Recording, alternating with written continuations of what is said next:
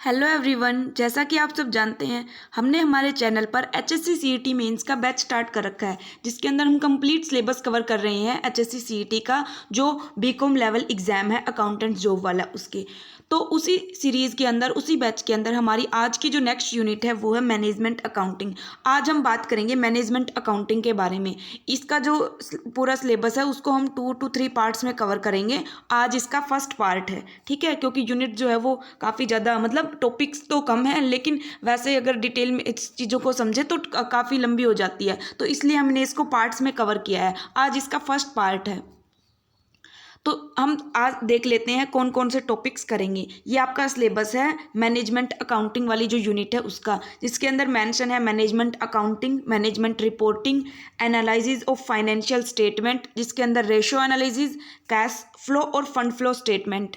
उसके अलावा एक और टॉपिक दे रखा है अब्जॉर्प्शन कॉस्टिंग और वेरिएबल कॉस्टिंग का, और बजटिंग और बजटिंग कंट्रोल। बस यही टॉपिक्स आपके सिलेबस के अंदर मेंशन है। आज का जो पार्ट है उसके अंदर हम ये जो बोल्ड जो हाईलाइटेड एक तरह से बोल सकते हो आप जो टॉपिक्स हैं उनको हम आज की वीडियो में कवर करेंगे, जिसके अंदर management accounting, management reporting, absorption और वेरिएबल कॉस्टिंग और बजटिंग और बजटरी कंट्रोल, इनको हम आज कवर करेंगे और इनको हम नेक्स्ट पार्ट में कवर करेंगे। ये जो एनालिसिस ऑफ फाइनेंशियल स्टेटमेंट है, क्योंकि रेशो एनालिसिस ही एक अपने आप में एक काफ़ी बड़ा टॉपिक है, काफ़ी डिफरेंट टाइप्स के रेशियो हैं, ठीक है। तो आज हम इनके बारे में बात करते हैं। तो चलिए स्टार्ट करते हैं। सबसे पहले हम बात करते हैं मैनेजमेंट अकाउंटिंग की, कि मैनेजमेंट अकाउंटिंग क्या होती है। अब देखो, जो मैनेजमेंट अकाउंटिंग है ये दो वर्ड से मिलकर बना हुआ है, मैनेजमेंट और अकाउंटिंग।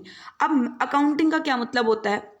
अकाउंटिंग का मतलब होता है जो अकाउंट एक बिजनेस के अंदर जो ट्रांजैक्शंस होते हैं उनको हम रिकॉर्ड करते हैं, तो वो जो रिकॉर्ड बुक्स है, वो रिकॉर्ड करने की प्रोसेस है, उसको ही हम अकाउंटिंग बोलते हैं, जैसा हमने पढ़ा था बेसिक अकाउंटिंग के अंदर। और मैनेजमेंट की बात करें हम, मैनेजमेंट का क्या मतलब होता है? मैनेजमेंट का मतलब होता है मैनेज करना चीज़ों को, सारी जो चीज़ें हैं, सारे जो काम हैं बिजनेस के, उनको मैनेज करना, उनको जो रिसोर्सेज हैं उनका प्रॉपर यूटिलाइजेशन इंश्योर करना, सारी चीज़ें जो भी एक्टिविटी है, डे टू डे वर्किंग है, इंपॉर्टेंट डिसीजंस होते हैं, क्या डिसीजन मेकिंग लेनी, वो सारे काम होते हैं मैनेजमेंट के। तो अब यहाँ पर मैनेजमेंट अकाउंटिंग को इकट्ठा लाया गया।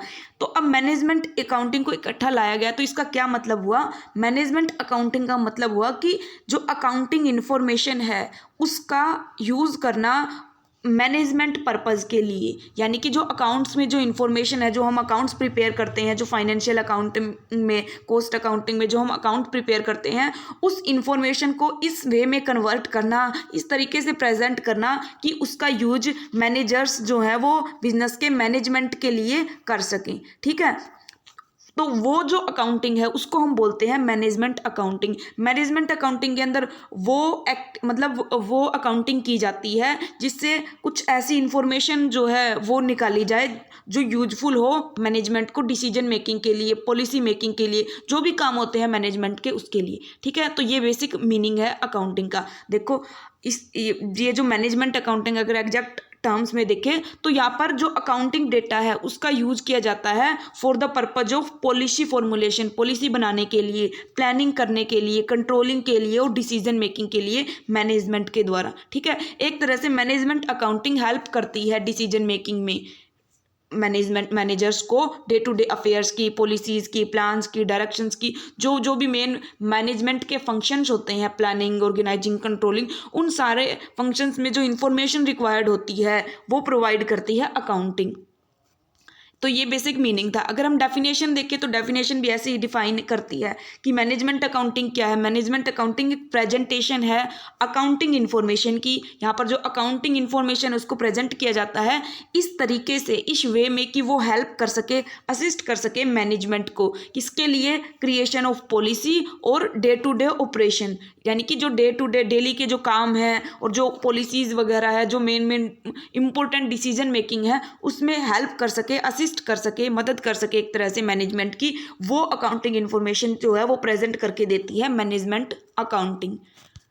अब हम बात करते हैं कुछ टूल्स और टेक्निक्स की जिनका यूज किया जाता है एक तरह से मैनेजमेंट अकाउंटिंग के अंदर, कि एक जो स्कोप है मैनेजमेंट अकाउंटिंग का वो क्या है, किस तरह से हम अकाउंटिंग करते हैं, मैनेजमेंट अकाउंटिंग किन टेक्निक्स के का यूज करके। तो वो टूल्स या टेक्निक्स हैं यहाँ पर। सबसे पहले है बजटिंग एंड बजटरी कंट्रोल। अब मैनेजमेंट अकाउंटिंग के अंदर ही ये जो हम बजट बनाते हैं, जिसके अंदर हम ये मतलब पहले से ही प्लान करते हैं कि मतलब क्या हमारे टारगेट होंगे, क्या हमारे ऑब्जेक्टिव होंगे, कितनी हमें सेल्स करनी है, कितना हमें प्रोडक्शन करना है।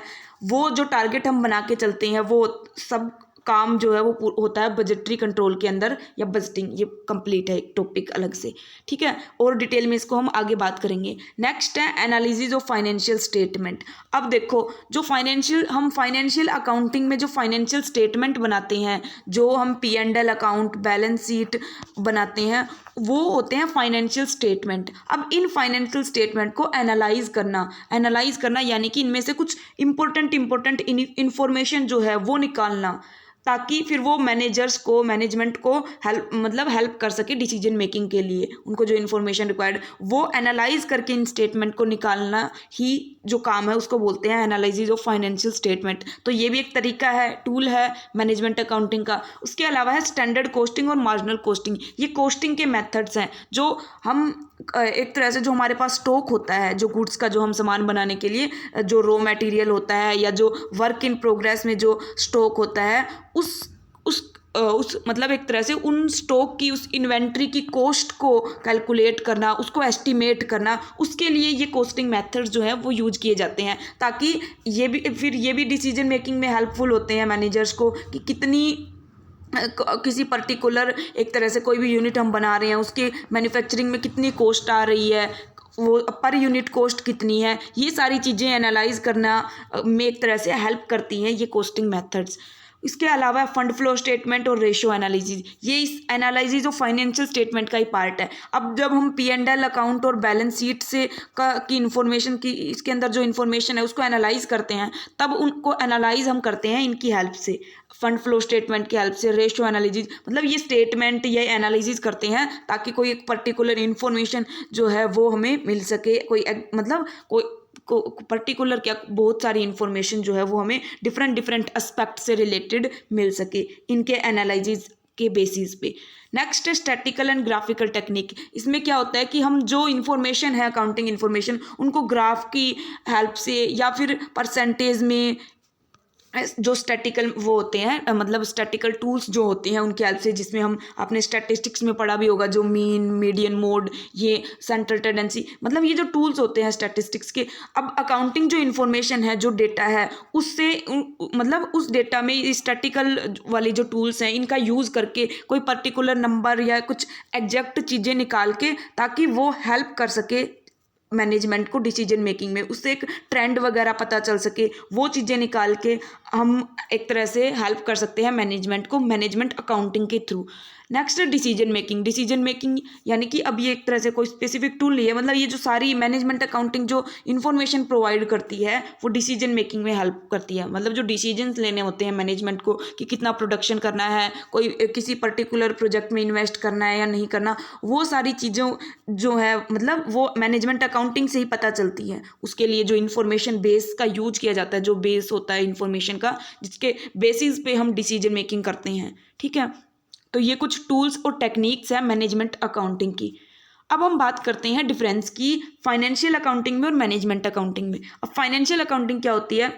फाइनेंशियल अकाउंटिंग वही अकाउंटिंग जो डेली के ट्रांजैक्शन होते हैं, जो मॉनेटरी ट्रांजैक्शंस होते हैं मनी की फॉर्म में, उनको हम रिकॉर्ड करके जो अकाउंट्स प्रिपेयर करते हैं वो होते हैं फाइनेंशियल अकाउंटिंग के अंदर, जिसके अंदर हम ट्रायल बैलेंस बनाते हैं, बैलेंस शीट बनाते हैं, P&L अकाउंट बनाते हैं। तो ये फाइनेंशियल अकाउंटिंग होती है। और मैनेजमेंट अकाउंटिंग, जिसकी अभी हमने बात की कि जो फाइनेंशियल अकाउंटिंग है, उस अकाउंटिंग इन्फॉर्मेशन से मतलब कुछ ऐसे एक तरह से ट्रेंड्स, टॉपिक्स, ऐसी इन्फॉर्मेशन निकालना ताकि वो मैनेजमेंट में हेल्प कर सके। तो अब हम बात करते हैं इनके डिफरेंस की, एक एक पॉइंट वाइज समझते हैं। सबसे पहले ऑब्जेक्टिव की बात करते हैं कि ऑब्जेक्टिव क्या है। तो जो फाइनेंशियल अकाउंटिंग है, इसका ऑब्जेक्टिव है कि जो एक बिजनेस है, उस बिजनेस के बाहर के जो लोग हैं, बाहर के लोग कौन? शेयर होल्डर्स, क्रेडिटर्स, जो जनरल पब्लिक है, वो कस्टमर्स, सप्लायर्स, उनको एक बिजनेस के बारे में जो इन्फॉर्मेशन रिक्वायर्ड होती है वो इन्फॉर्मेशन प्रोवाइड करना फाइनेंशियल जो अकाउंटिंग है उसका ऑब्जेक्टिव है। अब P&L बैलेंस शीट से ही पता चलता है बाहर वालों को कि क्या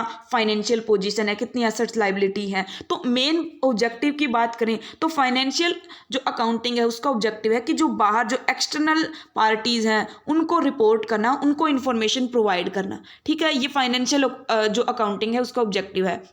अब हम बात करें मैनेजमेंट अकाउंटिंग का क्या ऑब्जेक्टिव है। अब मैनेजमेंट अकाउंटिंग किसके लिए इंफॉर्मेशन प्रिपेयर करती है? मैनेजर्स के लिए, मैनेजमेंट के डिसीजन मेकिंग के लिए। तो मैनेजमेंट अकाउंटिंग का ऑब्जेक्टिव है इंटरनल रिपोर्टिंग करना। जो एक बिजनेस के अंदर के जो लोग हैं, जो इंटरनल पर्सन्स हैं, उनको रिपोर्ट करना, उनके लिए इंफॉर्मेशन प्रोवाइड करना, ये मैनेजमेंट अकाउंटिंग का ऑब्जेक्टिव है। नेक्स्ट है नेचर। अब नेचर की बात करें तो जो फाइनेंशियल अकाउंटिंग है वो हिस्टोरिकल है नेचर में। हिस्टोरिकल क्यों? अब देखो, जो फाइनेंशियल अकाउंटिंग है उसमें हम कब रिकॉर्ड करते हैं ट्रांजैक्शन को, कब उनको एक तरह से प्रेजेंट करते हैं? जब कोई पर्टिकुलर इवेंट या ट्रांजैक्शन हो गया हो। ठीक है, मतलब हिस्टोरिकल मतलब जो पास्ट में चीज़ें हो गई उसको हम रिकॉर्ड करते हैं फाइनेंशियल अकाउंटिंग में, वही इन्फॉर्मेशन शो करते हैं जो हो चुकी है। तो एक तरह से जो फाइनेंशियल अकाउंटिंग है वो हिस्टोरिकल है नेचर में। लेकिन जो मैनेजमेंट अकाउंटिंग है वो फ्यूचर है, मतलब इसके अंदर हम फ्यूचर में जो डिसीजन मेकिंग लेनी है, फ्यूचर में जो एक्शन लेने हैं, उसके लिए रिकॉर्ड्स जो है, इंफॉर्मेशन जो है वो तैयार करते हैं। यानी कि इसके बेसिस पर हम फ्यूचर के जो डिसीजन है वो लेते हैं। तो इसकी जो नेचर है वो फ्यूचर है। ठीक है, नेक्स्ट है सोर्स की बात करें। सोर्स की जो इंफॉर्मेशन जो है, इस मतलब ये जो फाइनेंशियल अकाउंटिंग और मैनेजमेंट अकाउंटिंग है, इसके लिए सोर्स, किस सोर्स का यूज किया जाता है ये प्रिपेयर करने के लिए? तो जो फाइनेंशियल अकाउंटिंग है उसके लिए इंटरनल सोर्सेज का यूज किया जाता है, और मैनेजमेंट अकाउंटिंग के लिए दोनों इंटरनल और एक्सटर्नल दोनों सोर्सेज का यूज किया जाता है। स्कोप की बात करें तो फाइनेंशियल अकाउंटिंग में हम कौन से ट्रांजैक्शन रिकॉर्ड करते हैं? पूरे ऑर्गेनाइजेशन के, होल ऑर्गेनाइजेशन कवर होता है इसके अंदर। कंप्लीट पूरी हमारा जो बिजनेस एंटरप्राइज है उसके अंदर जो भी एक्टिविटी, जो भी ट्रांजैक्शंस हुए उनको सबको रिकॉर्ड किया जाता है। लेकिन जो मैनेजमेंट अकाउंटिंग है वहाँ पर एक पर्टिकुलर यूनिट के से रिलेटेड जो अकाउंटिंग है वो की जाती है। जैसे कि हमें अब कोई भी किसी भी पर्टिकुलर चीज़ से रिलेटेड, जैसे कि हमें कैश का पता करना है तो हम कैश का एनालाइज करेंगे मैनेजमेंट अकाउंटिंग के लिए। कैश को मैनेज करने के डिसीजन लेने हैं कि कितना कैश हमें रखना चाहिए, कहाँ पर कितना कैश खर्च हो सकता है। तो वो हम एक पर्टिकुलर यूनिट की जो एक तरह से अकाउंटिंग करते हैं मैनेजमेंट अकाउंटिंग की। ये नहीं है कि हम मैनेजमेंट अकाउंटिंग कर रहे हैं तो पूरे ऑर्गेनाइजेशन की करेंगे। ठीक है, यहाँ पर पर्टिकुलर यूनिट एक किसी यूनिट की होती है। लीगल कंपल्सन की बात करें तो जो फाइनेंशियल अकाउंटिंग है वो कंपलसरी होती है, यानी कि सबको फाइनेंशियल अकाउंटिंग, जो फाइनेंशियल अकाउंट्स है वो प्रिपेयर करने ही पड़ते हैं। ठीक है, ये कंपलसरी है। लेकिन मैनेजमेंट अकाउंटिंग कंपलसरी नहीं है, ये वॉलंटरी है। अपनी मर्जी से कोई ऑर्गेनाइजेशन जो है वो चाहता है इंफॉर्मेशन अकाउंटिंग इंफॉर्मेशन प्रिपेयर करना कि उसके मैनेजमेंट में हेल्पफुल हो सके तो वो कर सकते हैं, वरना कंपलसरी नहीं है, ज़रूरी नहीं है। ठीक है, बात करें एक्यूरेसी की तो जो फाइनेंशियल अकाउंटिंग है इसके अंदर हम जो इवेंट, जो ट्रांजैक्शन हो गए उनको रिकॉर्ड करते हैं। तो जो रिकॉर्ड हम वही करेंगे जो एक्चुअल में हुए हैं। हमें एग्जैक्ट नंबर पता होगा कि हमारी 10,000 की सेल हुई है, हमारे पास 1 लाख की एसेट्स हैं, एग्जैक्ट नंबर है, एक्चुअल जो सही है वही रिकॉर्ड करेंगे, वही प्रेजेंट करेंगे। तो फाइनेंशियल अकाउंटिंग जो है वो बिल्कुल एक्चुअल होती है। एक्यूरेसी जो है इसकी कि भाई कितनी ठीक है या नहीं इसके अंदर इंफॉर्मेशन, वो बिल्कुल एक्चुअल होती है, जो एक्चुअल में है वही रिकॉर्ड होती है। लेकिन जो मैनेजमेंट अकाउंटिंग है वहाँ पर हम वो चीज़ें एनालाइज करते हैं। एक तरह से जब हम बजट बनाते हैं तो हम मान के चलते हैं कि हम इतनी रुपीज़ की सेल करेंगे, इतनी हमारी पर्टिकुलर आइटम की कॉस्ट होगी, ये हम अज्यूम करके चलते हैं, मतलब एक टारगेट बना के चलते हैं। तो वो एग्जैक्ट तो नहीं होती, हम एक तरह से अप्रोक्सीमेशन करते हैं, लगभग में होती हैं वो चीज़ें। ठीक है, मतलब एक तरह से हम अंदाज़ा ही लगाते हैं, एग्जैक्ट तो नहीं पता होता। तो यहाँ पर अप्रोक्सीमेशन होता है मैनेजमेंट अकाउंटिंग के अंदर। बात करें क्विकनेस की तो जो फाइनेंशियल अकाउंटिंग है वो स्लो और टाइम कंज्यूमिंग है। अब पूरे साल हम फाइनेंशियल अकाउंटिंग में रिकॉर्ड्स डाटा करते रहते हैं तो स्लो है ये और टाइम कंज्यूमिंग है। लेकिन मैनेजमेंट अकाउंटिंग ये हमें डिसीजन मेकिंग के लिए चाहिए, जो इन्फॉर्मेशन है वो चाहिए होती है, तो इसलिए ये फास्ट होती है। हमने डिसीजन में अगर हम मतलब मैनेजमेंट अकाउंटिंग को स्लो करेंगे, यहाँ पर इंफॉर्मेशन जनरेट करने में टाइम लगाएंगे तो जो डिसीजन का जो टाइम है वही निकल जाएगा, जो एग्जैक्ट टाइम पे डिसीजन लेना होता है। तो इसलिए जो मैनेजमेंट अकाउंटिंग है वो फास्ट होती है। और यहाँ पर तो पर्टिकुलर एक यूनिट का हम वो करते हैं, एनालाइज करते हैं, स्टडी करते हैं, तो इसलिए ये फास्ट होती है है, लेकिन यहाँ पर पूरे ऑर्गेनाइजेशन को से रिलेटेड इन्फॉर्मेशन जो है वो प्रिपेयर की जाती है, तो ये स्लो और टाइम कंज्यूमिंग है। तो ये था मेन डिफरेंस फाइनेंशियल अकाउंटिंग और मैनेजमेंट अकाउंटिंग के बीच। I hope it is clear. अब मूव करते हैं हमारे नेक्स्ट टॉपिक मैनेजमेंट रिपोर्टिंग पे।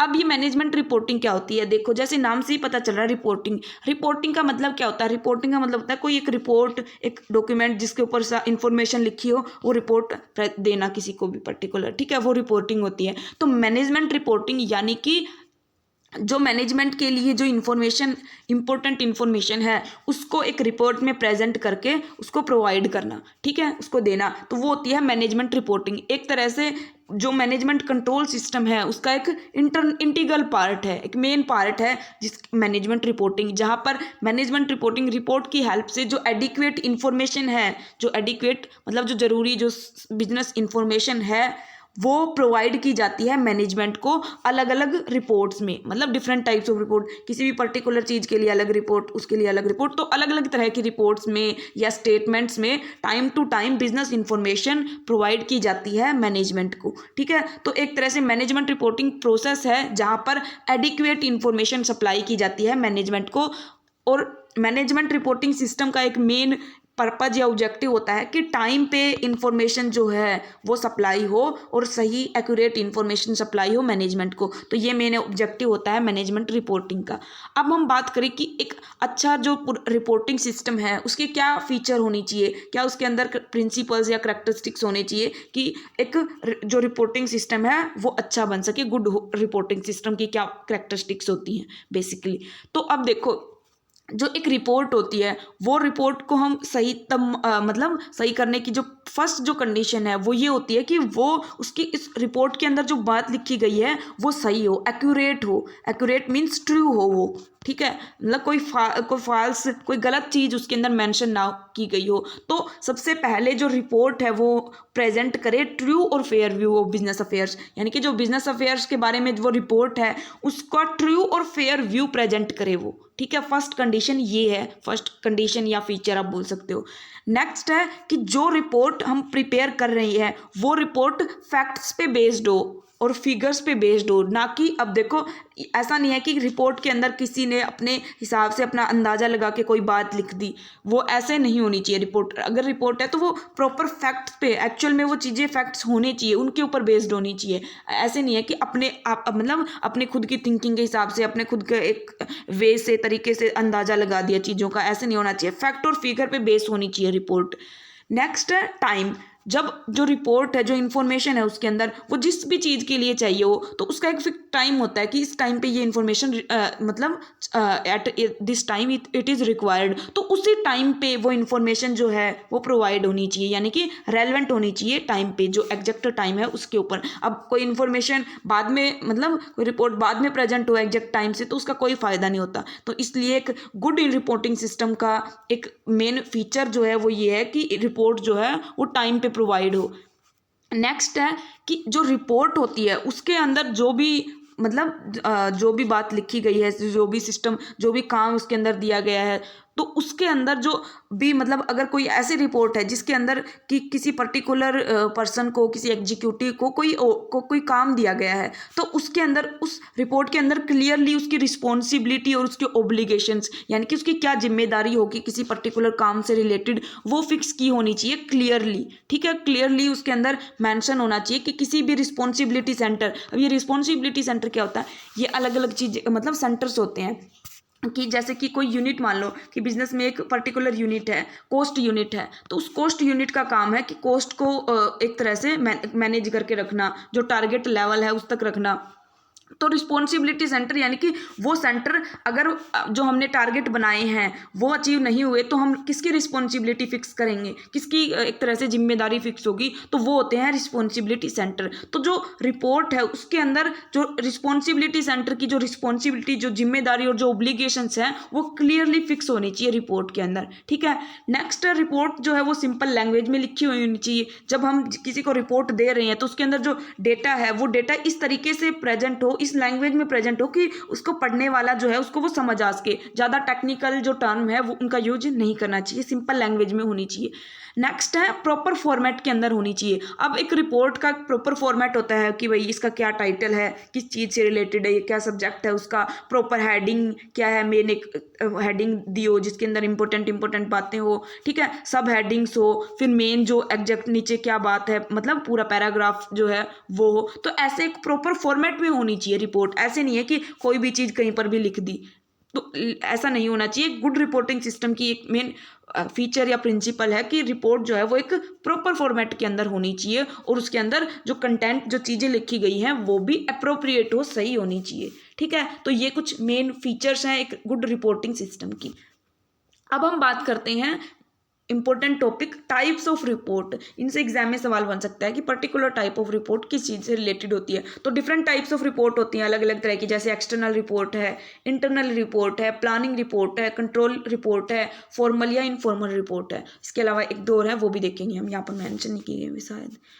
अब देखो, सबसे पहले हम बात करते हैं एक्सटर्नल रिपोर्ट की कि एक्सटर्नल रिपोर्ट क्या होती है।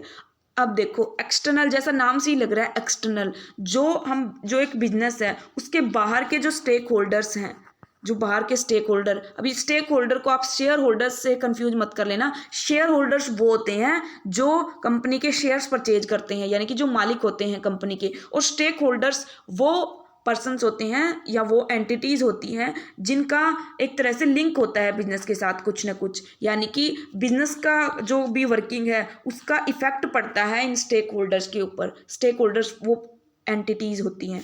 अब देखो, अब जो एक्सटर्नल रिपोर्ट है वो किन के लिए प्रिपेयर की जाती है? एक्सटर्नल स्टेक होल्डर्स के लिए। एक्सटर्नल स्टेक होल्डर यानी कि बिजनेस के बाहर के जो स्टेक होल्डर्स हैं उनके लिए जो रिपोर्ट प्रिपेयर की जाती है उसको बोलते हैं एक्सटर्नल रिपोर्ट। अब ये एक्सटर्नल स्टेक होल्डर कौन हो सकते हैं? एक्सटर्नल एक बिजनेस के बाहर कौन हो सकता है? गवर्नमेंट एजेंसी हो सकती है, इन्वेस्टर्स हो सकते हैं, क्रेडिटर हो सकते हैं, या लेंडर्स हो सकते हैं जो लैंड करते हैं पैसे, या फिर जो इन्वेस्टिगेशन करने वाली एजेंसी है वो हो सकती है, कस्टमर्स हो सकते हैं, पब्लिक हो सकती है, जनरल पब्लिक हो सकती है। तो ऐसे different types of stakeholders external हो सकते हैं। तो अगर कोई इन्फॉर्मेशन इन लोगों को प्रोवाइड करनी है, इन लोगों को देनी है, तो उसमें जिस रिपोर्ट का यूज किया जाता है उसको हम बोलते हैं एक्सटर्नल रिपोर्ट। नेक्स्ट है इंटरनल रिपोर्ट। इंटरनल रिपोर्ट यानी कि बिजनेस के अंदर जो है, जो मैनेजमेंट है, उसको अगर कोई इन्फॉर्मेशन की रिक्वायरमेंट है उसके लिए जो रिपोर्ट प्रिपेयर की जाती है वो होती है इंटरनल रिपोर्ट। सिंपल है ये तो। नेक्स्ट है प्लानिंग रिपोर्ट और कंट्रोल रिपोर्ट। अब प्लानिंग रिपोर्ट क्या होती है? अब देखो, प्लानिंग रिपोर्ट के अंदर प्लान बनाया जाता है कि हमारा ये ऑब्जेक्टिव है, ये गोल है, हमें ये अचीव करना है, ये हमारा टारगेट है, ये सारी चीज़ें फिक्स की जाती हैं प्लानिंग रिपोर्ट में। एक तरह से प्लान प्रिपेयर किया जाता है, प्लान की रिपोर्ट होती है। जैसे कि हम एग्जाम्पल के लिए माने बजट। बजट में हम क्या करते हैं?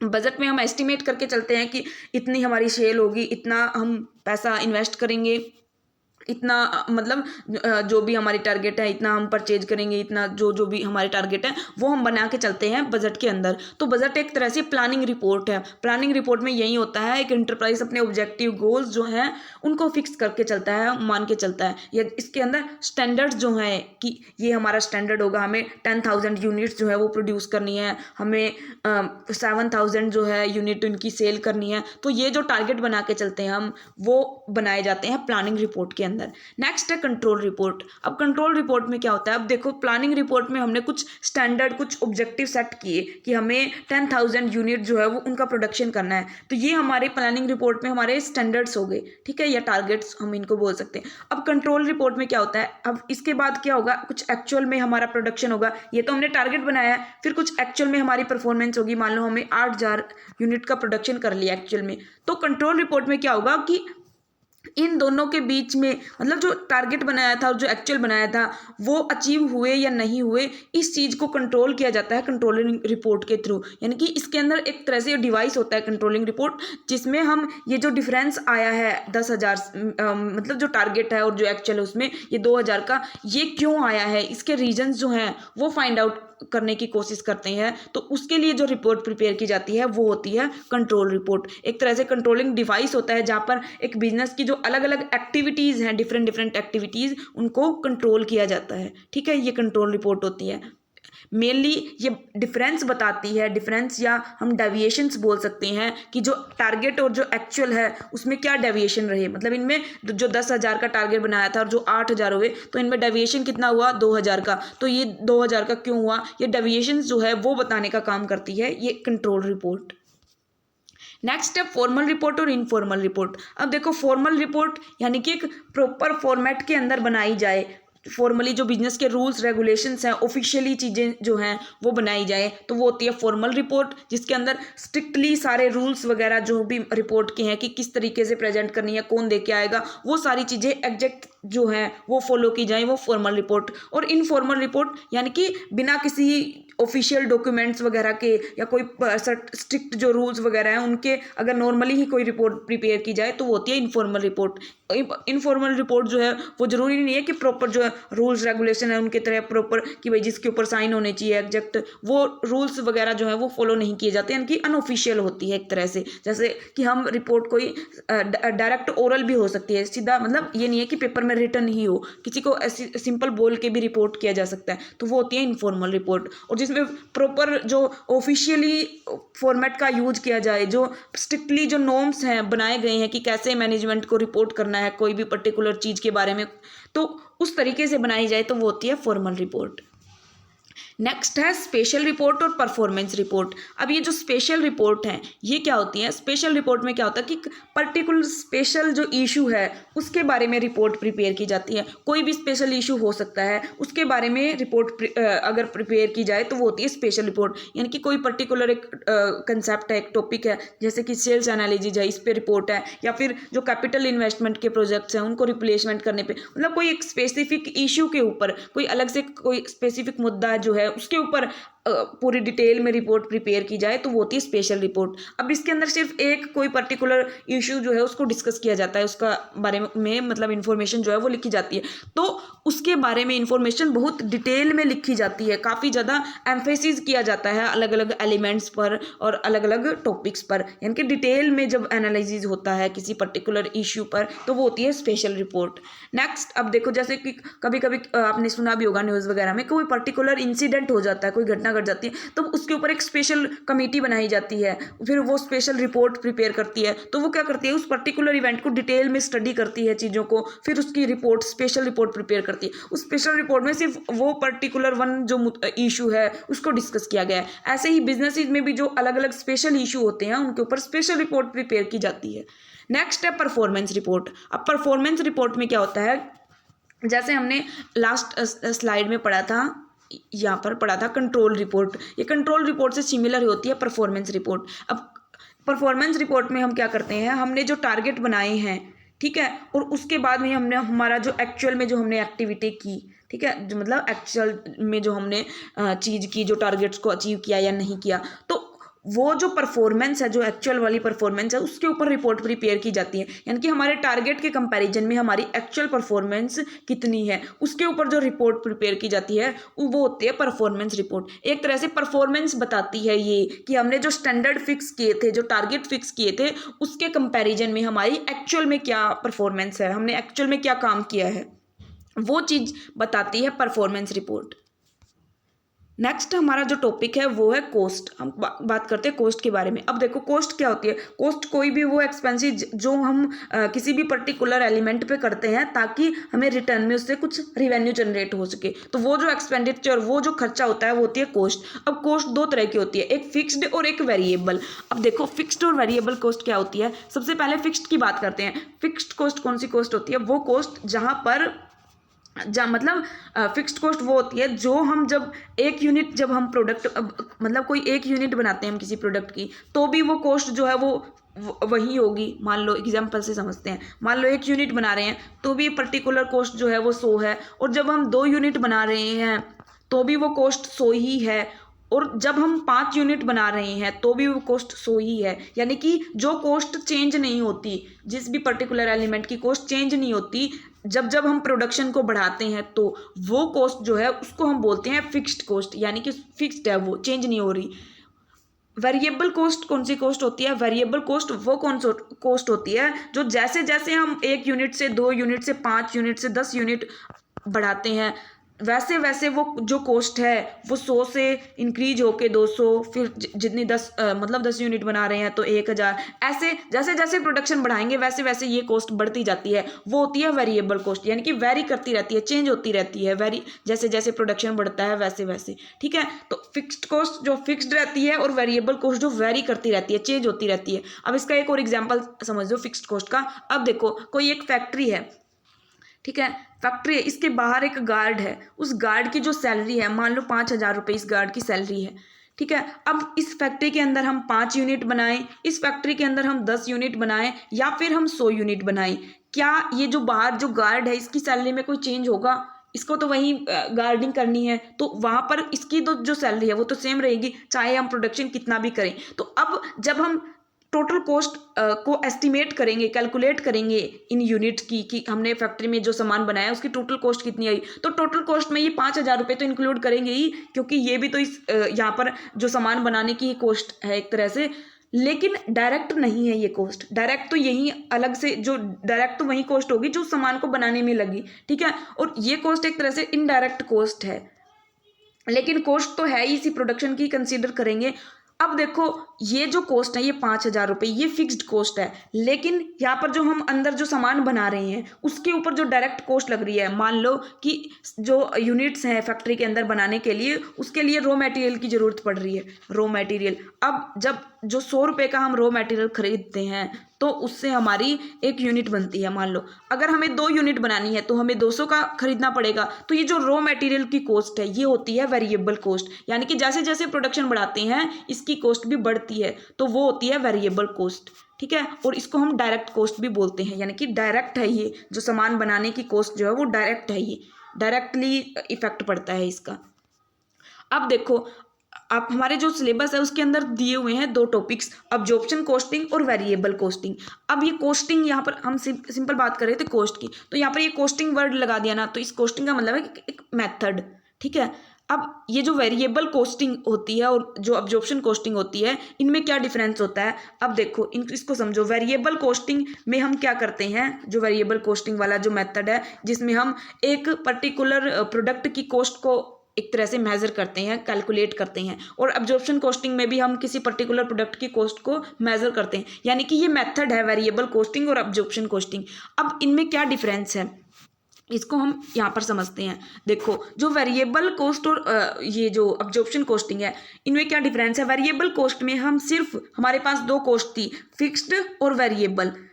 अब वेरिएबल कॉस्टिंग के थ्रू जब हम एक प्रोडक्ट की कॉस्ट को मेजर करते हैं, कैलकुलेट करते हैं, तब हम क्या करते हैं, सिर्फ वेरिएबल कॉस्ट को कंसीडर करते हैं, यानी कि हम एक प्रोडक्ट की कॉस्ट को सिर्फ उसके ऊपर जो वेरिएबल कॉस्ट आई है उसी को मान के चलते हैं।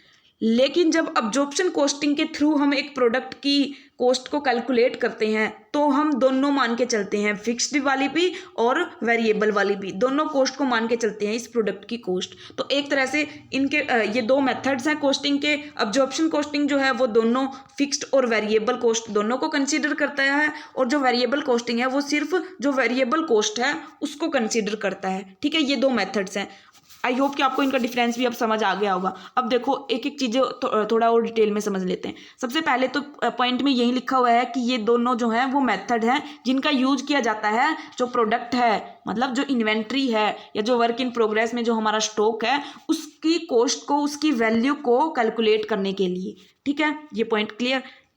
नेक्स्ट जो पॉइंट है कि जो अब्जॉर्प्शन कॉस्टिंग है उसके अंदर हम फिक्स्ड और वेरिएबल कॉस्ट दोनों को कंसीडर करते हैं। तो अब फिक्स्ड और वेरिएबल कर ली तो इसके अंदर सारी कॉस्ट, ऑल कॉस्ट जो है उसको हम कंसीडर करते हैं, सारी कॉस्ट को कंसीडर करते हैं अब्जॉर्प्शन कॉस्टिंग में। लेकिन वेरिएबल कॉस्ट में हम सिर्फ जो कॉस्ट डायरेक्ट होती है, डायरेक्टली जिसका रिलेशन होता है प्रोडक्शन के साथ, यानी कि जो वेरिएबल कॉस्ट में डायरेक्ट कॉस्ट, जैसे हमने रॉ मटेरियल वाला एग्जांपल लिया था कि जो रॉ मटेरियल है वो उसका डायरेक्ट इफेक्ट पड़ता है, जितना ज़्यादा प्रोडक्ट बनाने पड़ेंगे उतना ज़्यादा रॉ मटेरियल लगेगा, यानी कि उतना ज़्यादा जो कच्चा माल होता है वो लगेगा उसको बनाने में, तो ये डायरेक्ट कॉस्ट होगी। तो वेरिएबल कॉस्टिंग मेथड में हम सिर्फ डायरेक्टली जो कॉस्ट है जिसका डायरेक्ट रिलेशन होता है प्रोडक्शन के साथ उसको कंसीडर करते हैं, उसको लेके चलते हैं, फिक्स्ड कॉस्ट को लेके नहीं चलते। ठीक है, फिक्स्ड कॉस्ट को कंसीडर नहीं करते।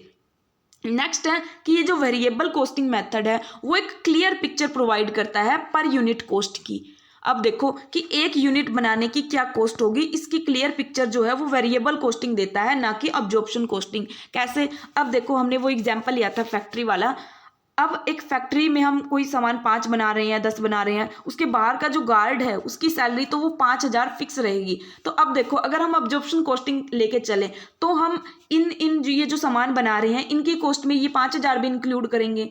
ठीक है, तो 5,000 हम ये इंक्लूड करेंगे तो हम एग्जैक्ट एक यूनिट की कॉस्ट जो है वो नहीं निकाल पाएंगे, क्योंकि ये 5,000 तो अगर हम 5 यूनिट बना रहे हैं तो एक यूनिट की कितनी कॉस्ट पड़ी? 1,000। मतलब अगर हम फैक्ट्री में 5 ही यूनिट बना रहे हैं और गार्ड की जो कॉस्ट थी, फिक्स्ड कॉस्ट थी, वो 5,000 थी, तो अब यहाँ पर हमारी जो एक यूनिट की कॉस्ट है वो कितनी आएगी? 5। मान लो हम वेरिएबल कॉस्ट को 0 मान के चलते हैं तो 1,000 आएगी। ठीक है, एक यूनिट की कॉस्ट। लेकिन अगर हम इनको 10 कर देते हैं तब कितनी आएगी यहाँ पर? तब ये 500 रुपये आएगी एक यूनिट की कॉस्ट। तो एक तरह से हम सही एग्जैक्ट जो है वो 1 यूनिट पर कॉस्ट नहीं निकाल सकते, यानी कि एक यूनिट की कॉस्ट कितनी आएगी वो एग्जैक्ट नहीं निकाल सकते। लेकिन वेरिएबल कॉस्टिंग में हम निकाल सकते हैं। क्यों? क्योंकि वेरिएबल कॉस्ट में हम वो 5,000 रुपये को लेके ही नहीं चलते। ठीक है, हम सिर्फ जो रॉ मटेरियल लगा, जो डायरेक्ट कॉस्ट लगी, उसको लेके चलते हैं। तो इसमें देखो 100 रुपये एक यूनिट को आया खर्चा बनाने में, तो अगर हम 2 यूनिट बनानी है तो 200 आएगा। ठीक है, तो ऐसे हम पर यूनिट कॉस्ट निकाल सकते हैं। हम देखो एक यूनिट का, यानी कि एक यूनिट का 100 रुपये खर्चा आ रहा है। ठीक है, तो ऐसे हम पर यूनिट निकाल सकते हैं वेरिएबल कॉस्टिंग में, लेकिन अब्जॉर्प्शन कॉस्टिंग में नहीं निकाल सकते। अब अब्जॉर्प्शन कॉस्टिंग में हम टोटल जो लेके चलते हैं, एक तरह से दोनों कॉस्ट लेके चलते हैं, तो इसको फुल कॉस्टिंग भी बोलते हैं। ठीक है, इसका सेकंड नेम है फुल कॉस्टिंग मेथड।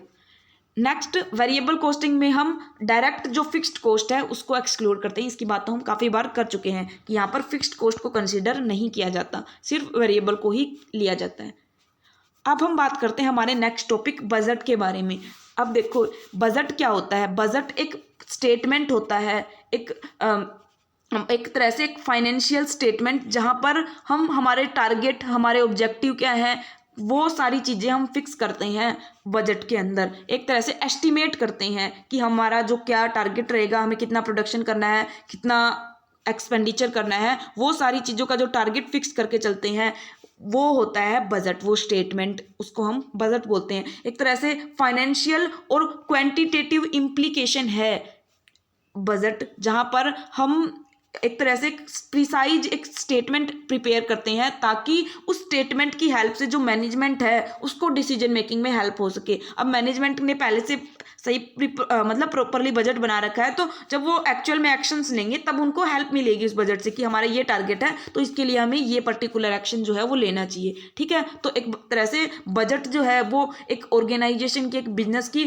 फंक्शनिंग में हेल्प करता है, उसको गाइड करता रहता है कि कैसे आपको अपने टारगेट जो है वो अचीव करने हैं, किस चीज़ का कितना मतलब प्रोडक्शन करना है, कितना सेल करनी है, किस चीज़ पे कितना खर्च करना है, उस चीज़ में एक तरह से मतलब कह सकते हैं हम गाइडेंस जो है वो प्रोवाइड करता रहता है बजट। एक ऐसा स्टेटमेंट है। अब हम बात करते हैं बजटिंग की। बजटिंग क्या होता है? तो अब देखो जो बजट है, बजट को बनाने की जो पूरी प्रोसेस है, यानी कि बजट बनाना की जो पूरी प्रक्रिया है, प्रोसेस है, उसी को बजटिंग बोलते हैं। बजटिंग कुछ और नहीं है। बजटिंग मतलब कि जो एक्ट है प्रिपेयरिंग ऑफ बजट, जो बजट बनाने की जो पूरी प्रोसेस है उसी को बजटिंग बोलते हैं। ठीक है, तो अब बजटिंग का मेन बात करें ऑब्जेक्टिव की, क्या ऑब्जेक्टिव होता है बजटिंग का, तो जो बजट का ऑब्जेक्टिव होता है वहीं बजटिंग का ऑब्जेक्टिव होता है, क्योंकि बजटिंग में हम बजट ही तो बनाते हैं। तो बजटिंग का क्या ऑब्जेक्टिव है? बजटिंग का ऑब्जेक्टिव है कि असिस्ट करना, हेल्प करना, सिस्टेमेटिक एक सही तरीके से प्लानिंग करने में और कंट्रोलिंग करने में बिजनेस के जो ऑपरेशंस हैं, जो काम है उनको। ठीक है, ये ऑब्जेक्टिव है बजटिंग का और बजट का। अब नेक्स्ट जो हमारा टॉपिक है वो है बजटरी कंट्रोल। अब बजटरी कंट्रोल क्या होता है? अब देखो 3 काम होते हैं, उनको समझो आप बजट से रिलेटेड। सबसे पहले हम बजट प्रिपेयर करेंगे। बजट में हम क्या करते हैं? बजट में हम हमारे टारगेट फिक्स करते हैं कि हमें जो है इतने मतलब कोई भी पर्टिकुलर अमाउंट जो है उसकी सेल करनी है। ठीक है, इतना हमें प्रोडक्शन करना है, इतने रुपए के हमें एसेट्स खरीदने हैं, वो हम जो टारगेट बना के चलते हैं। ठीक है, वो टारगेट बना लिया हमने, फिर उसके बाद एक्चुअल में हम एक्शन लेते हैं, काम करते हैं। एक्चुअल में हमने जो टारगेट बनाया था, मान लो कि हमने जो है 10,000 यूनिट का मतलब 10,000 यूनिट की सेल करने का टारगेट बनाया था, लेकिन एक्चुअल में हमने 8,000 यूनिट ही सेल की, ठीक है। या ऐसा हो सकता है एक्चुअल में हमने 12,000 सेल कर दी, ऐसा हो सकता है। तो फिर एक्चुअल एक्शन होगा। उसके बाद जो थर्ड जो स्टेप होता है वो उसको हम बोलते हैं बजटरी कंट्रोल। बजटरी कंट्रोल, अब इस थर्ड स्टेप में हम क्या करते हैं, थर्ड स्टेप में हम ये चीज़ को एनालाइज करते हैं कि जो हमारे बजट में जो टारगेट थे और जो हमारे एक्चुअल में जो हमने वर्क किया है उनमें क्या डिफरेंस है, क्या डेविएशंस है, उसको फिर ठीक करने का काम, मतलब कैसे उनको ठीक किया जा सकता है, किन रीजन की वजह से वो डिफरेंस है और कैसे उनको ठीक किया जा सकता है। वो जो सारे काम है, वो जो सारी एक्टिविटी एक्शंस जो हैं वो लिए जाते हैं बजटरी कंट्रोल में। एक तरह से बजटरी कंट्रोल का मतलब है बजट को कंट्रोल करना। जो बजट हमने बनाया था उससे अगर बियॉन्ड हम जा रहे हैं, उससे ज़्यादा हम जा रहे हैं, मतलब उसकी जो टारगेट है, उसकी जो लिमिट्स है उससे ज़्यादा एक्सीड कर रहे हैं, तो उस चीज़ को कंट्रोल करना, उस चीज़ को रोकना ही होता है बजटरी कंट्रोल। तो एक तरह से प्रोसीजर है बजटरी कंट्रोल, जहां पर हम ये इंश्योर करते हैं कि ऑर्गेनाइजेशन के जो एक्चुअल रिवेन्यू और जो एक्सपेंडिचर्स हैं वो उसके जो फाइनेंशियल प्लान जो उसने बजट में प्रिपेयर करे थे उनसे मैच करते हैं या नहीं, ठीक है। ये बजटरी कंट्रोल एक सिस्टम है जहां पर बजट्स की में जो हमने टारगेट बनाए थे उनकी हेल्प से हम हमारे जो एक्चुअल में जो हमारी परफॉर्मेंस है उसको कंट्रोल करते हैं, उसको एक तरह से जो सही तरीका, जो सही वे है उसके थ्रू लेके जाते हैं, ठीक है। तो ये होता है पूरा बजटरी कंट्रोल। इसको प्रोसेस से थोड़ा और अच्छे से क्लियर समझते हैं स्टेप बाय स्टेप। अब देखो, सबसे पहले हमने बजट बनाया, हमने हमारे फाइनेंशियल ऑब्जेक्टिव जो है वो सेट किए। मतलब financial objective in the sense, हम कोई भी बिजनेस के अलग अलग जो है ऑब्जेक्टिव हो सकते हैं, जैसे कि हमें हमारी इनकम बढ़ानी है, हमें हमारी कॉस्ट कम करनी है, या हमें हमारा जो कैश फ्लो है उसको इम्प्रूव करना है, हमें हमारा प्रॉफिट मार्जिन जो है उसको इंक्रीज करना है। ये कोई भी ऑब्जेक्टिव हो सकते हैं किसी भी बिजनेस के, ठीक है। अब किसी बिजनेस के प्रोडक्ट को बनाने की कॉस्ट ज़्यादा आ रही है तो वो क्या ऑब्जेक्टिव बनाएंगे नेक्स्ट ईयर कि हमें हमारी कॉस्ट कम करनी है। किसी की इनकम कम है तो वो ये टारगेट बनाएंगे कि हमें इनकम बढ़ानी है, हमारा रेवेन्यू इंक्रीज करना है। तो सबसे पहले ऑब्जेक्टिव सेट किए जाते हैं।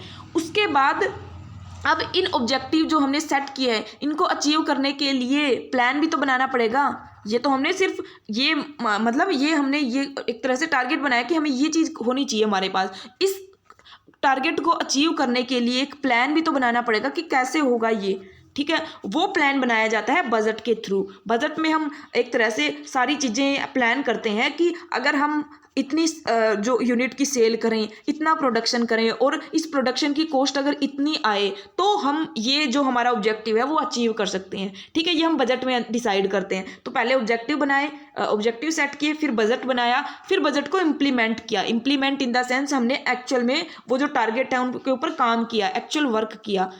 अब एक्चुअल वर्क करने के बाद हमने मेज़र किया कि जो हमने टारगेट बनाया था बजट में और जो एक्चुअल में हमारा वर्क है वो मैच कर रहा है या नहीं, यानी कि हमारी परफॉर्मेंस कैसी रही, उस चीज़ को मेज़र करते हैं। और फिर अगर कोई डिफरेंसेस मिलते हैं, यानी कि अगर हम एक्चुअल में वो जो बजट वाले टारगेट अचीव नहीं कर पाए तो हम जो करेक्टिव एक्शन जो हैं, सही जो एक्शंस हैं वो लेते हैं कंट्रोलिंग के थ्रू, ठीक है। तो ये पूरी बजटरी कंट्रोल की प्रोसेस है। एक तरह से बजटरी कंट्रोल के अंदर सारे काम आ जाते हैं, बजटिंग भी और बजट बनाने वाला, मतलब बजट बनाने वाले ही वर्क होता है उसको बजटिंग बोलते हैं, ठीक है। अब बजटरी कंट्रोल एक वाइड टर्म है इन कंपैरिजन टू बजटिंग और बजट, ठीक है। तो ये पूरी प्रोसेस है बजटरी कंट्रोल की। तो ये थी हमारी आज की क्लास। आई होप कि आपको चीज़ें समझ आई होंगी। इस का जो नेक्स्ट पार्ट है वो अब आ जाएगा, जिसके अंदर हम जो रिमेनिंग टॉपिक्स हैं वो कवर करेंगे, ठीक है। फिर मिलते हैं नेक्स्ट पार्ट में। Thanks for watching.